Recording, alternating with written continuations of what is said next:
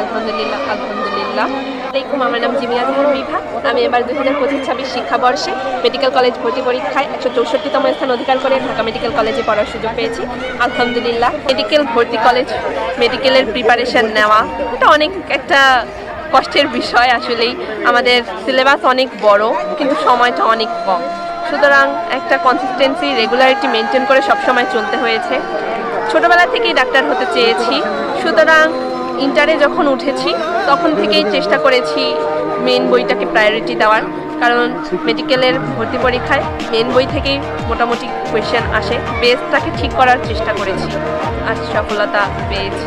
সামনে যে 4 বছর আরো বিসর্জন দিতে হবে, যে প্রাণপ্রিয় বাবা মাকে আত্মীয় স্বজনকে ছেড়ে যাইতে হবে, এটাকে কিভাবে দেখছেন?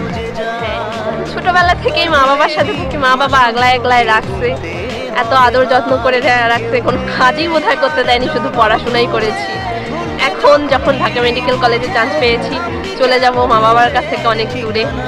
আর পড়াশোনাটাও তো অনেক, মেডিকেল ভর্তি পরীক্ষা একটা বিষয়, অনেক স্ট্রাগল করতে হবে সামনে। কিন্তু দিন শেষে মনে হয় যে এই স্ট্রাগলের পরে একটা ভালো ডাক্তার হতে পারবো, মানবিক ডাক্তার হতে পারলে মানুষের কাছে যেতে পারবো, মানুষের সেবা করতে পারবো। এই আনন্দটা আসলেই প্রকাশ করার মতো না। সেই সম্ভাবনা দিকে তাকিয়ে এই কষ্টটাকে একটু হয়তোবা মেনে নেওয়ার জন্য তৈরি। কত ছিল যে না ডাক্তারই হব না, বই পড়বো না, পাঠ্যপুস্তকে যাবো না, কোচিংয়ে যাবো না, এরকম এত অসহ্য যন্ত্রণাকে উপেক্ষা করেও আসতেছে এরকম? হ্যাঁ, অবশ্যই আছে। যখন থেকে মানে ইন্টার পরীক্ষা দেওয়ার পর থেকেই তো প্রিপারেশন নেওয়া শুরু করে দিয়েছিলাম। আমি মানে একটা চিল মানুষ আসলেই, কিন্তু প্রিপারেশন যখন নেওয়া শুরু করলাম অনেক আপস অ্যান্ড ডাউনস আসছে। ডিপ্রেশন কী জিনিস সেটা হয়তো বা এডমিশন টাইমটাতেই ফেস করেছি। অনেক রেজাল্ট হয়তো বা খারাপ হতো।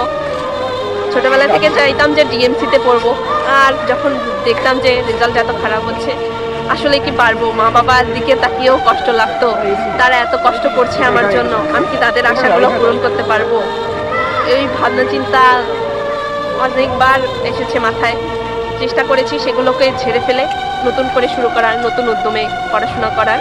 যারা আসতে যাচ্ছে তাদেরকে আরো পূর্ব থেকে প্রস্তুতি নেওয়ার জন্য কি প্রিপারেশন লাগবে? যারা হয়তো তোমরা তো ইন্টার পরীক্ষা দেওয়ার পরে প্রিপারেশনে আসছো, মেট্রিকের পরে যদি আসে তাহলে কি রকম বই পড়তে হবে? ইন্টারমিডিয়েট থেকে আমরা যে আগে নিজেকে ঠিক করতে হবে যে আমি কোন দিকে যেতে চাই, ইঞ্জিনিয়ারিং, ভার্সিটি কিংবা মেডিকেল বা অন্যান্য সেক্টর, কোথায় যেতে চাই।